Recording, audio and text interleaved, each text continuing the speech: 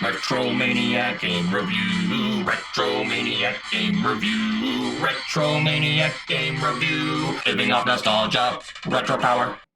Cowabunga, my dudes and dudettes. It's summertime again, which means it's been an entire year since the release of Shredder's Revenge and the much beloved Cowabunga collection, which we spent many a months playing through all our old favorite retro TMNT games, patiently waiting, hoping, and praying that TributeGames.emu or Nickelodeon would announce they were expanding Shredder's Revenge. I'm happy to report they have. Take a look.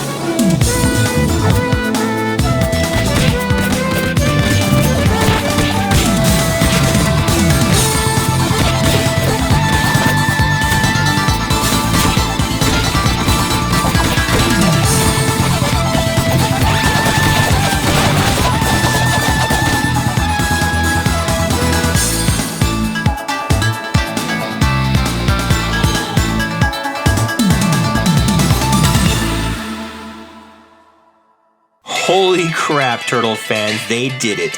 The #1 requested character, Usagi, is the first DLC playable character for Shredder's Revenge. The katana-wielding Ronin Rabbit was brought to us via Donatello's trans-dimensional gateway invention seen in the 1987 cartoon.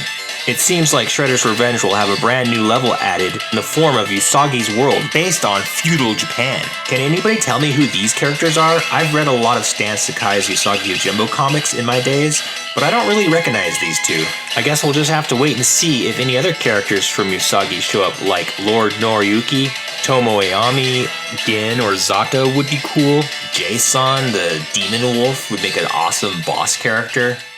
And because the Usagi Jimbo comic has a lot of dragon mythology spread throughout, I wouldn't be surprised if we got some sort of dragon boss to show up. Of course, my vote for a dragon boss character would definitely have to be Hothead. But before we dive too deep in speculation about this DLC or potential future DLCs, fingers crossed, we should probably go over what we can tell is going to be in the DLC based off of what we see in the trailer. So we see a dimensional portal open up in the level A Fused Screws Loose and the turtles jump in. In my past DLC speculation videos, I had come up with the idea of alternate routes in the levels, which allowed you to explore a previously unexplored part of the level. I kind of like the idea of these dimensional portals just popping up out of nowhere. It's a lot simpler than my idea and probably makes for better gameplay since you can warp to a completely different type of level. This brand new level kind of reminds me of Neon Knight Riders from Turtles in Time. Next, a retro graphics level can be seen with cameos from Tattoo, Scumbug, and Ace Duck. I guess this means I'll have to cross off my Worm and Scumbug boss duo fight off of my speculation list. Speaking of duos, Screwloose from the pair Wingnut and Screwloose can also be seen buzzing in the background of this retro level. Is this new game mode taking place in the Technodrome? This DLC trailer also promises new color schemes. I can understand why they wouldn't go for alternate costumes. That would be a heck of a lot of sprite animation work. But it would be cool. So there's one final thing I'd like to address before I wrap this video up. The more I watch the trailer, and I think I've watched it like 20 times in a row at least, the more I realize that these levels, these brand new levels, probably aren't actually full-fledged side-scrolling levels. They're probably just areas that you would warp to through the dimensional gateway, and then maybe you'd fight like a wave of enemies, or a few waves, or maybe there'd be a boss. That'd be kind of cool. I'm hoping for new bosses. And then once you complete it, you warp out and teleport back to the level that you warped from, which is really cool. I think that's awesome. And since the trailer actually says new playable characters, as in plural, I don't want to sound greedy. I'm perfectly happy with just Usagi Yojimbo being the only character in this DLC. But based on the footage shown and the different types of areas you can warp to through the dimensional gateways, I'm going to guess that there's 2 more playable characters. I'm going to guess Mondo Gecko for the retro stage and Fugitoid for the futuristic stage.